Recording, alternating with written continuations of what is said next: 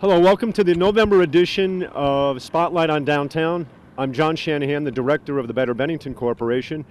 And as you can see behind me, I'm standing here in front of the newest additions to the Downtown Welcome Center. I know you all recognize them. These are three of the Moose from Moosefest 2009 in downtown Bennington. And the BBC, Stacy and I at the BBC realized the effect that the Moose have had just on the traffic at the Welcome Center. So we made it a project to raise some money to get our own moose so we can permanently have one displayed here in front of the Welcome Center. The one right behind me, which is the bull moose, is named We Are One, and the artists are Michael Seitz and Gwyn Gardner. And this is one of the moose that was in front of Rembrandt's this summer, and now has found a permanent home on our front lawn. And not only did we end up with one of the moose that we really wanted, we have two board members, Michael Keene and Edie Sawitsky, who generously bid on a calf and a cow, or a baby and a mom. And these are the two beautiful moose that were in front of Cat TV.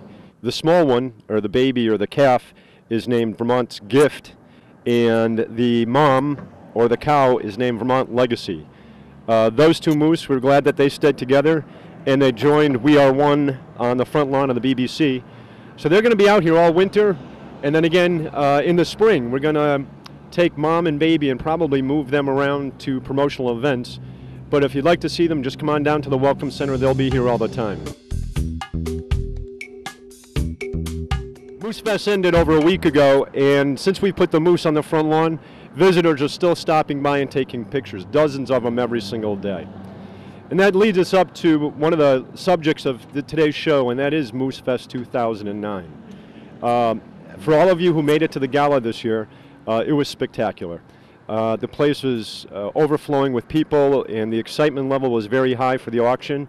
And the good news is all the moose were sold, and the vast majority this time got to stay in Bennington. But Moosefest wasn't all about the gala. It's nice that we got to keep them, but the event that the Chamber put on this summer probably kept Bennington out of the negative economic numbers that the rest of the state has experienced. This year, the town of Bennington's tax revenues were up considerably. I believe it was 17%. What is most remarkable is we are the only town in the entire state who saw an increase in tax revenues. Every other town in the state saw a decrease, some of them even a marketable decrease. We've received calls from all over the state asking us, what is it we're doing down in Bennington that would make us stand out so much more than the rest of the state? Clearly, Moosefest had a lot to do with that. So not only was the gala a great fundraiser for some local nonprofits, an exciting evening for all the people who were able to attend, but it was one of the key factors in why Bennington saw such a successful summer when most places around the world did not. We know Moosefest will be back, probably not for another 3 years, but since we have a lot of them purchased by local merchants, you'll be seeing them around in and around town. We know they're going to have an effect on our economy for years to come, so we'd just like to thank the Chamber. We'd especially like to thank Lindy, who easily put in thousands and thousands of hours to make sure that this event went off so successfully.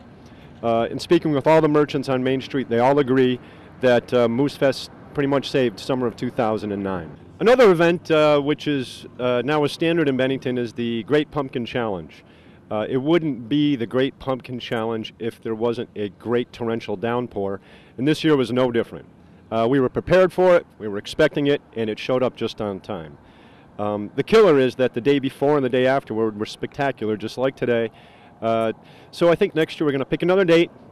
This year we made some changes. Next year we're going to make some more changes. One of the additions this year was store-to-store trick-or-treating.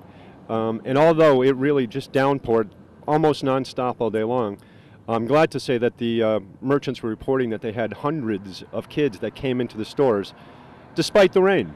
So that's an event that we're going to expand upon, and the merchants were happy that we did it. We were thrilled that it was such a success, and we know that lots of kids and their families had fun. So next year, look forward to the Great Pumpkin Challenge, probably have a new name, on a different date, but make sure you join us for the downtown trick-or-treating.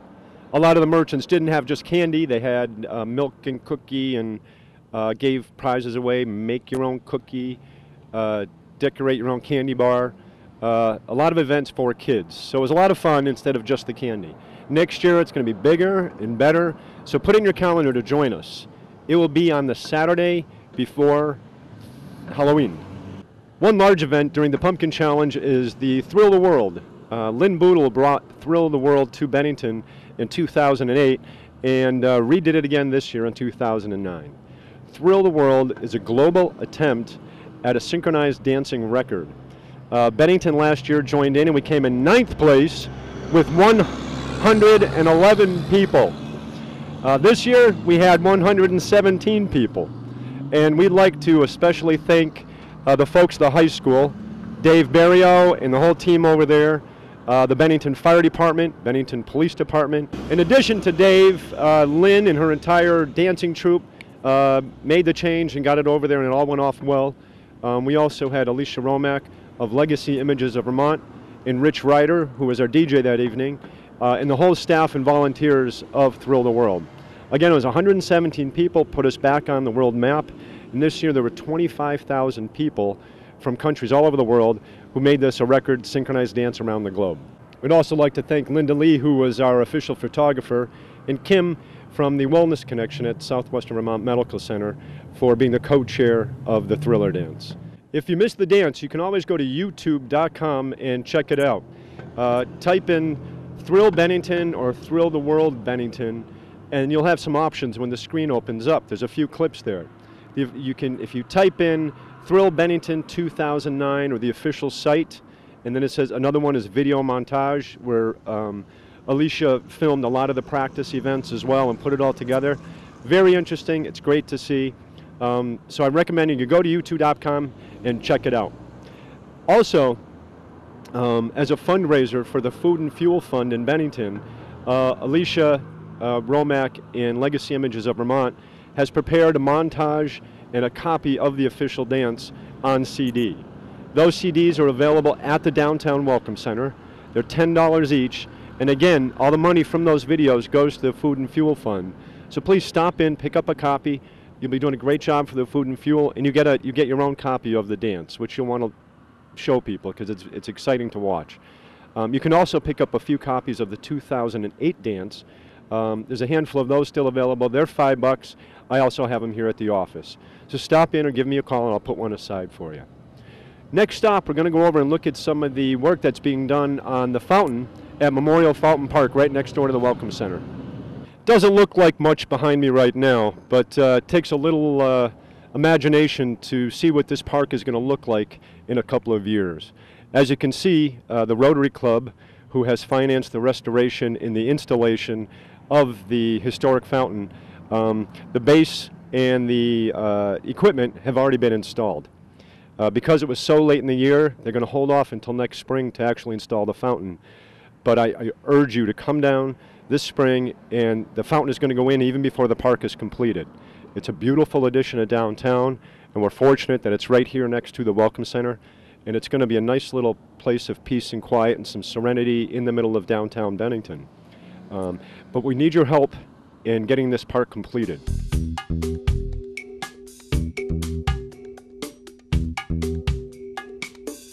Join us in December for our holiday edition. It's our special edition. Each year we film 2 episodes of Spotlight, and we'll take you store to store through the entire district. We'll talk with all the owners of the shops, and they'll show us what they have that's available for gift ideas for the holiday season. Again, thanks for joining us, and happy Thanksgiving to your family, and we'll see you next month.